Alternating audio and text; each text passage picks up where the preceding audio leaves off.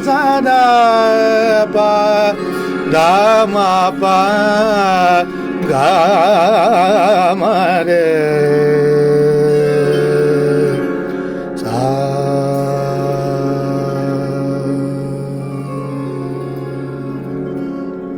बहुत खूब जनाब, क्लासिकल मौसीकी आज का हमारा मौजू है। हमारे साथ उस्ताद विजय कुमार मौजूद हैं। मौसीकी को रूह की ग़िज़ा भी कहा जाता है। बलूचिस्तान की धरती भी इस मामले में पीछे नहीं है। और आज के जो हमारे मेहमान क्लासिकल गायक हैं उस्ताद विजय कुमार, इनका ताल्लुक भी बलूचिस्तान की धरती से है। उस्ताद विजय कुमार साहब, आज आपको अपने स्टूडियो में हम तहे दिल से खुश आमदीद कहते हैं। बहुत शुक्रिया सर। सबसे पहले तो मैं सुनो बलूचिस्तान का बहुत मशकूर हूँ, उसके बाद आपका जो आपने इनवाइट किया मुझे। बहुत शुक्रिया जनाब। गज़ल गायकी, क्लासिकल गायकी, गीत, नगमा, फोक, लोक मौसीकी की बहुत सारी अक़साम हैं और हर बंदा अपने मिजाज के मुताबिक मौसीकी से लुत्फ़अंदोज़ ज़रूर होता है। मौसीकी हमें कायनात में हर जगह कहीं ना कहीं किसी न किसी साउंड की शक्ल में मौजूद नज़र आती है, महसूस होती है और हमारी इस समातों को जो है एक खुशगवार फ़रहत बख्शती है। चाहे वो बारिश का साउंड हो, चाहे वो ख़िज़ां के मौसम में पत्तों की चिरचिराहट हो, चाहे वो परिंदों की चहचहाट हो या हवाएं सरसराती हों, तो मौसीकी हमें इस दुनिया में, इस कायनात में कहीं ना कहीं किसी न किसी शक्ल में ज़रूर महसूस होती है।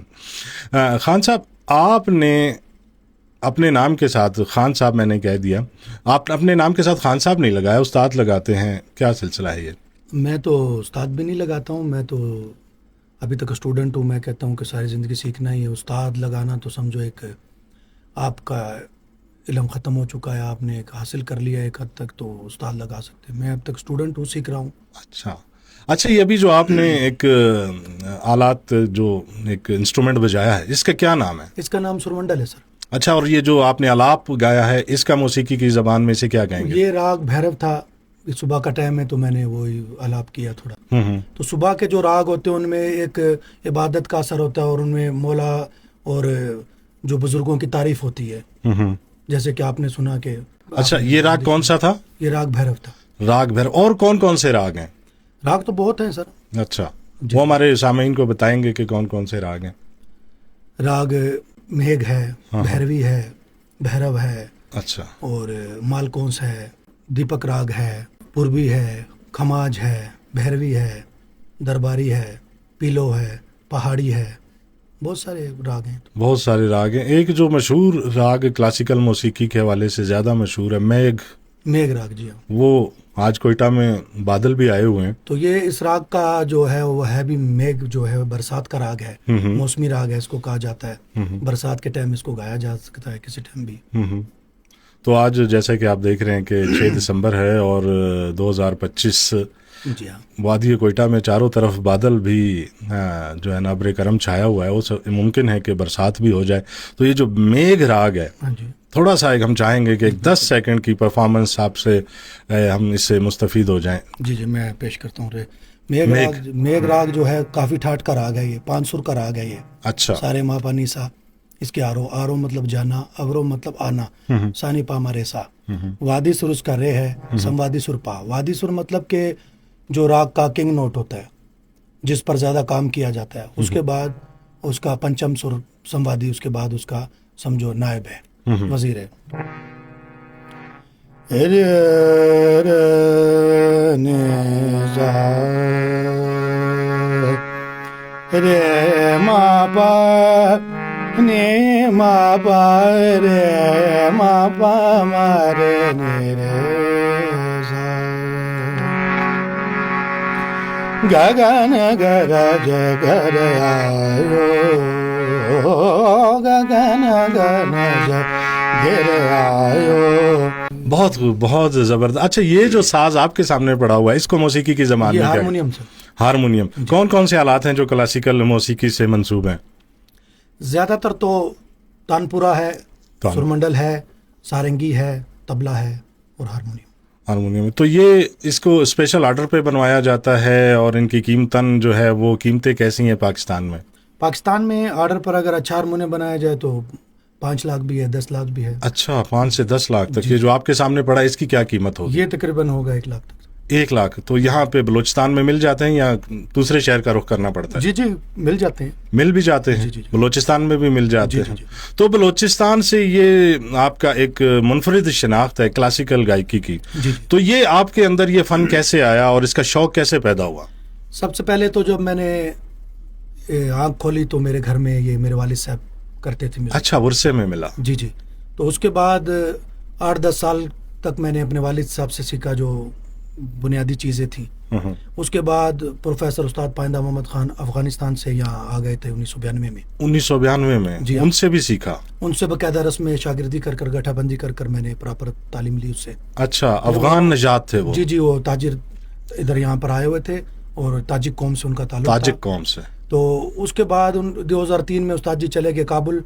तो उनके सीनियर शागिर्द थे उस्ताद अताउल्ला, वो कोयटा के ही थे। कोयटा के थे। वो किस जबान से ताल्लुक रखते थे? वो बिरावी जुबान से। अच्छा, आपके साथजा में एक पश्तून भी है और एक बिरावी जबान से ताल्लुक। माशाल्लाह, ये बहुत तो एक। फिर उनसे भी फैज हासिल किया मैंने। अच्छा, अभी तक भी कर रहा हूँ। अच्छा, मतलब राग में जबान की कोई कैद नहीं है, राग आपने एक अलग चैप्टर है। जी।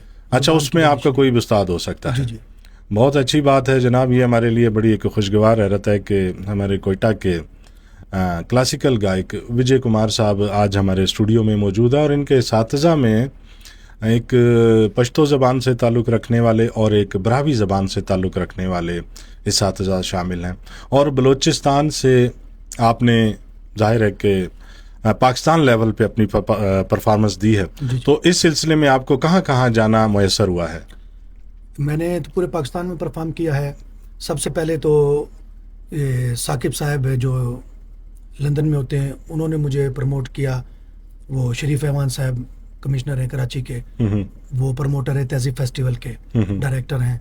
उन्होंने फिर मुझे आल पाकिस्तान म्यूजिक कॉन्फ्रेंस में भी इंट्रोडक्शन कराया लाहौर में। अच्छा। फिर आयला रजा जी हैं, मुशर्रफ साहब की बेटी हैं, वो आल पाकिस्तान म्यूजिक कॉन्फ्रेंस कराची में कराती हैं। अच्छा, अभी मैंने परफॉर्म किया। अच्छा। जी, बलूचिस्तान की नुमाइंदगी की है। बलूचिस्तान की नुमाइंदगी की है। आज जो हमारी मुल्की कॉन्फ्रेंस होती है मौसीकी की, अलहमरा में होती है। अलहमरा में, जी। अच्छा, बलूचिस्तान से अब तक आप ही परफॉर्म वहाँ पे कर चुके? बलूचिस्तान से क्लासिकल के लिए पहला मैं ही। किसी भी जबान में, चाहे वो पश्तो, ब्रावी या बलोची थी या दीगर जबानों के जो हमारे दीगर के होंगे, फोक जो गाने वाले हैं, जो क्लासिकल के लिए, वो पहला बलूचिस्तान से मैं गया हूँ, जो बलूचिस्तान की नुमाइंदगी की मैंने। बुजुर्गों के पास बैठ कर बाकायदा उनकी तरबियत हासिल कर ये परफॉर्म करने का काम है, तो वो मैंने की है। तो उससे अलावा मैं जो देख रहा हूँ तो बलूचिस्तान में मुझे वो पजीराई नहीं मिली। अच्छा, पजीराई आपको यहाँ पे नहीं मिली? उसकी क्या बुनियादी वजह है? सरकार की तरफ से कुछ सरपरस्ती नहीं है या अवामी दिलचस्पी कम है, क्या है? अवाम के जो लोग हैं वो मुझे बहुत प्यार करते हैं। बलूचिस्तान के जितने फनकार हैं, अवाम है, वो मुझे बाकायदा प्राइवेट शो होते हैं जो बाकायदा मुझे सुनते हैं, बाकायदा बहुत मुझे इज़्ज़त देते हैं। बलोच कम्युनिटी के जो हैं, क्रिश्चन हैं, हिंदू हैं और पठान जितने भी हैं, ये सब मुझे सुनते हैं। हालांकि ये अपना फारसी बान जो हैं वो भी मुझसे प्यार करते हैं।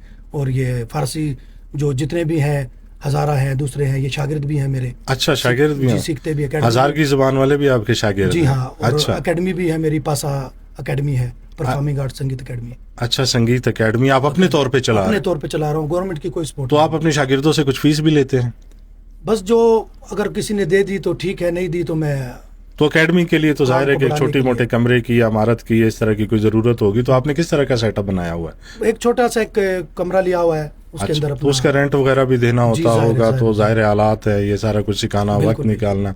तो हमारे यहाँ तो अदारा सकाफत भी मौजूद है, वो इस सिलसिले में आपकी सरपरस्ती क्या कर रहा है, या दीगर जो इस फन से मुंसलिक लोग हैं उनकी कुछ काविशें आपको नजर आई हैं? मुझे तो अभी तक किसी ने नहीं बुलाया, ना मुझे, शायद कि मुझे जानते भी नहीं है वो अदारा सकाफत के जो बड़े लोग हैं। अच्छा, तो आप क्या चाहते हैं, कोई पैगाम देना चाहेंगे आज के हमारे इस प्रोग्राम के तवस्सुत से कि सरकार जो हमारा ये कदीम सकाफती वर्सा है क्लासिकल गायकी, इस सिलसिले में क्या इकदाम होने चाहिए? कोई एकेडमी, कोई उस्तादों की सरपरस्ती, और जो दीगर हमारी नौजवान नस्ल इस जानिब रागिब है, शौक़ रखती है क्लासिकल गायकी के हवाले से, चाहे वो लड़कियाँ हैं, लड़के हैं, कोई एकेडमी सरकारी सतह पर होनी चाहिए? मेरी सबसे रिक्वेस्ट है, जो बड़े लोग हैं, चीफ मिनिस्टर साहब हैं और बड़े बड़े जितने भी हैं, तो बाकायदा सरकारी एकेडमी खोलें, हमारा ताउन होगा उनके साथ। باقاعدہ جتنا ہم سے ہو سکے گا ہم یہ علم کو بڑھانے کی کوشش کریں گے. اچھا، علم کی آپ بات کرتے ہیں تو جیسا کہ عام زبانیں ہیں، موسیقی کی بھی ایک اپنی زبان ہے. جی ہاں سر. اس میں ہمیں ہر زبان میں کچھ الفابیٹس نظر آتے ہیں، حروف تہجی، جیسے اردو کے الف بے پے تے، یا انگلش کی ABC ہے. تو موسیقی کے بھی اس طرح کوئی حروف تہجی ہیں یا بسینہ بسینہ والا کام ہے؟ مطلب یہ تو جیسے عرف و تہجیز کا سارے گاما پادہ نیسا یہ تو ہے، مطلب یہ کہ ریٹرن میں یہ میوزک پر کام نہیں ہوا کیونکہ کوئی ایسی اکیڈمی پورے پاکستان میں ہی نہیں ہے شاید اچھا، کہ جو پراپر طریقے سے وہ سکھا رہی ہو. اچھا، یہ اپنے ہی بلبوتے پر ہم لوگ سیکھ رہے ہیں، محنت کرتے ہیں، ریاضت کرتے ہیں. گورنمنٹ کی طرف سے کوئی اکیڈمی ایسی نہیں ہے جو پراپر طریقے سے بچے کو سیکھنا پڑے کہ کیا ہے، جیسے میوزیکالوجی ہوتی ہے. اچھا، وہ یہاں پر نہیں ہے. اچھا، ایسا کوئی بندوبست نہیں ہے. تو اگر اس پہ کام کیا جائے اور سرکاری سرپرستی بھی سے حاصل ہو جائے، اس فن کے قدردان جو ہمارے صاحب اقتدار لوگ ہیں وہ اس سلسلے میں اپنا کام سر انجام دیتے ہوئے نظر آئیں. جیسے کہ ہم دیکھتے ہیں کہ ہمارے بلوچستان کے مرحوم وزیر اعلیٰ جام یوسف صاحب، میں نے ان کی ویڈیو دیکھی ہے کہ وہ ہارمونیم بڑا اچھا بجاتے تھے. تو اگر اسی طرح سے جو ہمارے صاحب اقتدار حضرات ہیں یہ بھی میوزک سے دلچسپی، ہر بندے کو، ہر زیرو شخص کو، ہر انسان کو کسی نہ کسی شکل میں دلچسپی ضرور ہے اور اپنی دلچسپی کا اظہار بھی کرتا ہے. تو سرکار کی سطح پہ بھی آپ سمجھتے ہیں اکیڈمی ہونی چاہیے، اساتذہ ہونے چاہیے اور باقاعدہ ایک تعلیم ہونی چاہیے.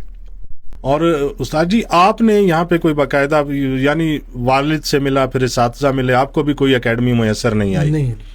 اچھا، آپ یہ فن اگلی نسل میں بھی منتقل کر رہے ہیں اپنی؟ جی کر رہا ہوں. اچھا، میرا بیٹا ہے پرنس کمار، وہ طبلہ بجا رہا ہے. اچھا. جی. تو یہ طبلہ، پھر یہ ہارمونیم اور سر منڈل اور کلاسیکل جو موسیقی ہے اور جو ہماری جدید موسیقی ہے، اس کو آپ کیسے دیکھتے ہیں آج کے جدید دور میں کہ کس کا جو ہے عوام میں پذیرائی زیادہ ہے؟ جدید دور کی تو موسیقی زیادہ لوگ سن رہے ہیں کیونکہ سمجھ کم ہے.